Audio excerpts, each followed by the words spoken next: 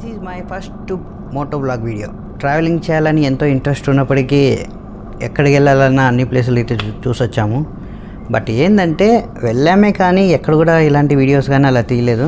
But ఈరోజు ఏంటంటే solo trip, కాస్త సరదాగా బయటికి వెళ్ళాలని డిసైడ్ అయిపోయా. సో అందుకే బైక్ వేసుకొని బయలుదేరిపోయా. ప్రజెంట్ ఇప్పుడు మీరు చూస్తున్న లొకేషన్ తాడిపత్రి బ్రిడ్జ్, అంటే తాడిపత్రికి ఎంటర్ అయ్యే దారిలోనే ఉంటుంది ఈ బ్రిడ్జ్. నేను లేపాక్షికి అయితే బయలుదేరిపోయాను. ఇది తాడిపత్రిలో హైవే, అనంతపూర్ హైవే. ఇక్కడ నుండి నేను పుట్టపర్తి టు లేపాక్షి రూట్ అయితే ఎంచుకుంటాను. సో ఈ హైవే మాత్రం చాలా ప్రశాంతంగా ఉంది. ఫస్ట్లో రైడింగ్ అంటే కొంచెం ఇబ్బంది పడాను, కానీ రాను కొంచెం రైడింగ్ చేసే కొద్దీ కొంచెం హ్యాపీనెస్ అనేది ఫీల్ అవుతున్నాను. ఫైనల్లీ నేను లేపాక్షికి అయితే రావడం జరిగింది. పుట్టపర్తి రూట్ గుండా అయితే వచ్చాను. ప్లేస్ మాత్రం నాకు చాలా బాగా నచ్చింది. ఇది లేపాక్షిలోని థీమ్ పార్క్. దీని ఎంట్రీ ఫ్రీ వచ్చేసి జస్ట్ 10 రూపీస్ మాత్రమే. ఇక్కడ నాకు నచ్చని ఒకే ఒక విషయం ఏంటంటే లగేజ్కు ఎలాంటి లాకర్ సిస్టమ్ అయితే లేదు. అలాగే ఫ్రెష్ అప్ కావడానికి కూడా అవకాశాలు లేవు. సో అదొక్కటి ఇక్కడ మైనస్ ఉంది. టూరిస్టులు మాత్రం చాలా భారీగా వస్తున్నారు. పర్యాటక ప్రదేశంగా ఇది చాలా బాగా అభివృద్ధి చెందినప్పటికీ వసతులు మాత్రం సరిగా లేవని ఇక్కడ ఉండే వాళ్ళు అనుకుంటూ ఉంటారు. ఇప్పుడు మీరు చూస్తున్నది సీతమ్మదేవి పాదం. ఇది కొండ మీదే ఉంటుంది. దీన్ని దర్శించుకొని కిందికి వెళ్తున్నాను. ప్రజెంట్ మీరు చూస్తున్నది లేపాక్షిలోని నంది విగ్రహం. దీని ఎత్తు వచ్చేసి 15 అడుగులు, వెడల్పు 17 అడుగులుగా చెప్తూ ఉంటారు. ఇప్పుడు మీరు చూస్తున్న ముఖం ఉంది చూసారు, అది కీర్తిముఖుడు అనే రాక్షసుడు అన్నమాట. ఆ రాక్షసుని యొక్క తలభాగాన్ని అటు అలంకరణ రూపంలో అయితే చేయడం జరిగింది. ఇక్కడ నాకు నచ్చిన సన్నివేశం ఏంటంటే రియల్గా నందికి అలంకరిస్తే ఎలా ఉంటుందో అలా ఉందన్నమాట. ఇక్కడ చూసారా శివలింగం కూడా ఉన్నాయి. అసలు ఇన్ని సంవత్సరాలు అయినప్పటికీ కూడా చెక్కు చెదరకోకుండా చుట్టూరు ఎంత బాగా డిజైన్ ఏర్పాటు చేశారో చూడండి.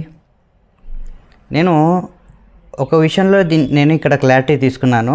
చాలామంది ఒక విషయంలో పొరపాటు పడుతుంటారు. ఇక్కడ ఉండే నంది విగ్రహం అంతకంతకు పెరుగుతుంది అనే వాక్యము ఇక్కడ కాదండి. అది కేవలం యాగంటిలో మాత్రమే నంది విగ్రహం పెరుగుతుంది, ఇక్కడైతే కాదు. ఈ కోనేరు నంది విగ్రహానికి పక్కనే ఉంటుంది. లోటస్ పాండ్ అంటారు. ఇక్కడ కాసేపు రిలాక్స్ అయ్యి మనం వీరభద్రస్వామి దేవాలయానికి అయితే వెళ్తే, ఇక్కడ మీకు ఆల్రెడీ తెలిసే ఉంటుంది ఈ పిల్లర్ గురించి. హ్యాంగింగ్ పిల్లర్ అంటారు, గాలిలో వేలాడే స్తంభం.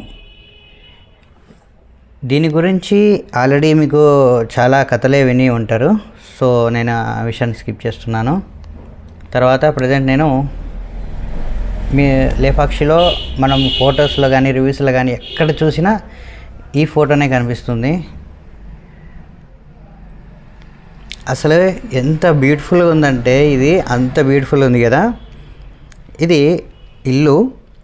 ఒక అన్నదమ్ములు ఇద్దరు తన భోజన సమయం తయారయ్యే సమయంలోనే ఈ శిల్పాన్ని చెక్కడం జరిగిందంట.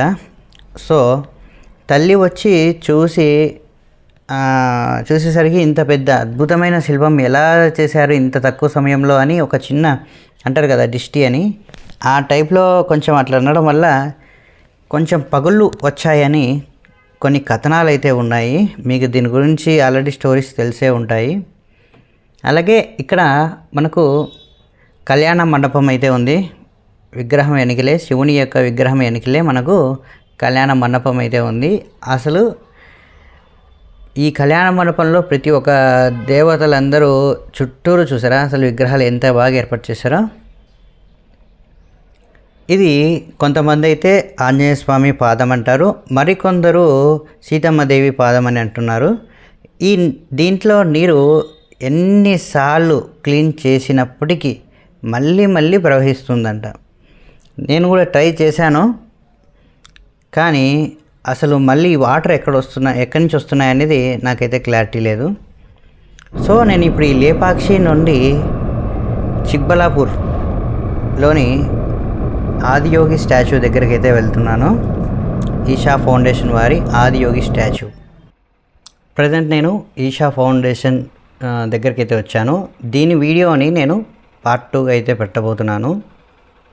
ఇంట్రెస్ట్ ఉండేవాళ్ళు లైక్ చేసి ఫాలో చేయండి.